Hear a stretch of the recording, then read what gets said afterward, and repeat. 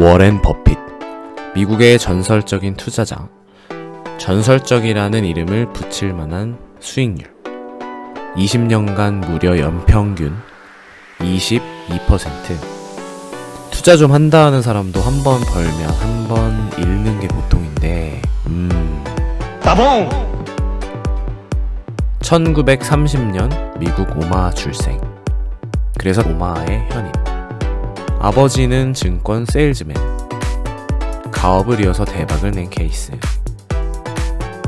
아버지 손을 붙잡고 따라간 증권 거래소의 영향. 11살부터 주식 투자를 시작. 시티 서비스라는 회사의 차트를 보고 38불에 사서 40불에 팔았으나 200불까지 가는 것을 보고 장기 투자의 중요성을 깨달음. 네브래스카대 경영학, 컬럼비아대 대학원 경제학 전공. 역시 사람은 명문대를 나와야 함. 벤저민 그레함으로부터 가치 투자라는 기법을 배움. 가치 투자란 싼 주식을 사서 오래 갖고 있다가 팔기. 외모에서 풍겨나오는 회장님 포스처럼 투자회사 버크셔 해서웨이의 회장. 이 회사는 2016년 시가총액 기준 세계 4위의 기업. 이 위로는 애플, 구글, 마이크로소프트 문. 2016년 12월 그의 재산은 약 한화 86조 원으로 세계 2위. 전 세계 기부 순위에서도 빌 게이츠에 이어 2위. 기부 및 초콜릿. 초기 매매 차익을 위한 투자에서 차츰 기업을 통째로 인수하여 자회사로 만들어버리는 방식으로 운영. 하지만 회사 경영에는 크게 간섭하지 않음. 즉 기존 경영진을 믿고 맡기는 방식. 그가 투자했던 회사입니다. Geico, Wells Fargo, Goldman Sachs, American Express, Washington Post, Walt Disney, IBM, BNSF Railway, ExxonMobil, Walmart, Costco, Kraft Heinz, The Procter & Gamble Company, General Motors. 코카콜라. 버핏은 5살 무렵 때 길거리에 병뚜껑을 주스면서 코카콜라가 아주 잘 팔리는 기업이구나 라는 깨달음을 얻기도 함. 이것은 그의 데이터 수집 능력이 아주 어렸을 유년 시절부터 지금까지 이어져 왔다는 것을 보여준다고 할 수 있습니다. 버핏이 투자했던 한국 기업: 기아자동차, 신영증권, 현대제철, KTNG, 대한제분, 포스코. 버핏은 자신이 잘 모르는 회사는 투자하지 않는다며 IT 기업보단 안정적인 산업 그리고 업계 1, 2위에 우량 회사에 투자하는 경향이 있는 듯해요. 이 부분은 약간 사회 비판의 소지가 있어요. 너무 캐시카우들만 가져가는 게 아니냐라는 것인데요. 혁신을 이끄는 것이 국가 발전에 기여하는 것인데 너무 돈의 흐름이 기초적인 산업에 흘러 들어가는 것이 아니냐는 우려를 좀 보내왔었습니다. 하지만 투자의 세계는 냉혹한 법이죠. 위험한 주식에 투자하면 그만큼 깨먹을 확률도 크고요. 그리고 그는 장기 투자의 특성을 살려서 최근엔 혁신 기업에 투자를 하기도 합니다. 억소리 나는 런치. 버핏과의 점심 식사권을 주로 경매로 판매하는데 2016년 6월 한화 40억 원에 팔리기도. 수익은 전액 기부.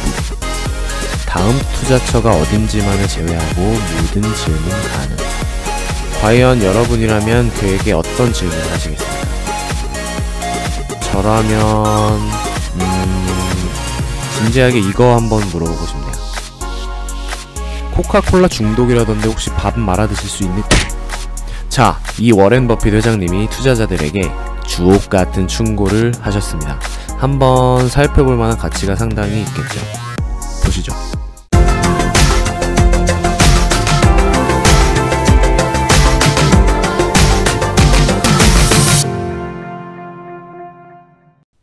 투자 태도가 모든 것을 결정한다. 벼락부자를 원하면서 투자하는 것은 도박꾼의 마인드라고 합니다. 여러분들 어떻습니까? 벼락부자가 되고 싶으신가요? 뭐 다 좋습니다. 그런데 이건 버핏의 마인드가 아니라고 합니다. 벼락부자를 노리다간 돈을 잃기 십상이죠. 대신 버핏은 이렇게 말합니다. 선의로 투자에 임해라. 아주 쉽지 않은 마인드 같은데요. 기업과 친해지고 기업이 진심으로 잘 되길 바라는 마음. 이거는 시장에서 차익을 먹고 튀겠다 이런 마음과는 근본적으로 차원이 다르죠. 또 그는 이런 이야기도 합니다. 투자를 즐기면 수익도 따라온다. 잘하는 사람도 즐기는 사람에겐 안 된다는 말은 익숙하실 겁니다. 그는 어린 시절부터 각종 기업 보고서랑 재무제표에 파묻혀 살았다고 합니다. 극혐! 지피지기면 백전백승. 기업에 관한 이해는 기본, 최소한 뭐하는 회사인지는 알아야 되지 않겠습니까 우리? 또한 자기 자신에 대한 이해도 굉장히 중요하다고 해요. 투자에서 실수를 했다면 잘못을 즉시 인정하고 반성해야겠죠. 잘못을 반성하지 않는 분은 파란색 몽둥이가 약입니다. 여기서 파란 몽둥이란 아주 아프겠죠? 단순한 투자 스타일을 추구해라. 일반적인 투자자와 반대로 행동. 뒤에서도 다시 말씀드리겠지만 남들이 팔 때 사고 살 때 파는 투자 스타일입니다. 아주 간단하죠. 또한 그는 차트 분석의 함정에 빠지지 말라고 합니다. 투자를 함에 있어 차트의 움직임에 영향을 전혀 받지 않는 사람은 많이 없을 것 같은데요. 하지만 그들의 투자 성공률은 무섭게도 높다고 합니다. 성공한 사람과 한 배를 타라. 성공한 사람은 우량한 기업을 키워내기 마련인데요. 우량한 기업에 투자하라고 합니다. 워렌 버핏의 10가지 우량한 기업 선별 기준을 간략하게 살펴볼게요. 독점적인 사업체인가? 높은 수익성과 증가세를 가진 기업인가? 보수적으로 자산을 운용하는 기업인가? 주주 자본이익률이 지속적으로 높은가? 수익을 유보하는가? 유보 수익의 재투자 여부. 유보 수익이 기업의 시장 가치를 상승시킬 수 있는가? 영업활동 비용이 어느 정도인가? 물가 상승 시 제품 가격을 바로 올릴 수 있는가? 경영진의 신뢰도. 그리고 버핏은 성공한 사람과 한 배를 타기 위해서 여러분 자신의 직감을 믿으라고 말하고 있습니다.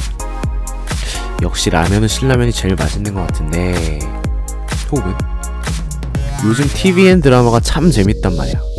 기업은 제품이나 서비스로 소통합니다. 우량 기업이 되는 밑바탕은 바로 그들의 우수한 제품이나 서비스가 기반이죠. 여러분들에게 우수하다고 느껴진 제품들 다시 한번 되돌아보면 좋을 것 같습니다. 가치평가는 투자의 근본, PBR, PER, 현금흐름 평가법. 이 이야기는 굉장히 긴 이야기가 될 것 같은데요. 이건 나중에 따로 다른 영상으로 이야기를 나눠봤으면 좋겠습니다. 시장에 나아갈 때와 물러날 때. 자제력은 성공, 탐욕과 두려움은 실패의 지름길이라고 합니다. 다른 사람들이 욕심을 낼 때를 두려워하고 다른 사람들이 두려워할 때 욕심을 오히려 내라. 또한 손절매 절대 지켜야 된다고 합니다. 우량주의 집중 투자, 계란을 한 바구니에 담지 마라 라는 굉장히 유명한 속담이 있죠. 반대입니다. 계란을 한 바구니에 몰아넣어라. 3개에서 5개만 골라서 집중적으로 투자해라. 이건 상당히 위험할 수가 있는데요. 그의 종목 선별 능력이 빛을 발하는 부분입니다. 종목 선별에 관해서는 바로 다음 전략에서 다시 설명됩니다. 장기 보유 전략. 주식 투자는 어떻게 보면 결혼하고 비슷한 면이 있다고 하는데요. 버핏은 어떻게 주식을 고르냐면 바로 결혼 상대자를 고르듯이 주식을 고르고 일단 소유했다면 계속 보유해라 라고 합니다. 여러분 어떠십니까? 혹시 손가락질 받기 딱 좋은 원나잇 투자에 취해 있지 않으신가요? 숫자로도 또한 장기 투자를 볼 수가 있죠. 버핏의 주식 평균 보유기간은 8년, 우리나라 평균 보유기간 6개월 미만, 미국의 평균 보유기간은 반면 3년이라고 합니다. 안정성이 첫째, 수익은 그 다음. 안전마진이라는 걸 확보해야 된다고 여기서 말하는데요. 이 전략은 위험 회피 전략 혹은 원금 보존 전략 이렇게도 해석이 됩니다. 기업 가치를 시장이 제대로 알아주지 않는 때가 바로 안전마진을 최대 확보할 수 있는 기회라고 하는데 2008년 금융위기 요럴 때가 이제 최대의 찬스였던 것이죠.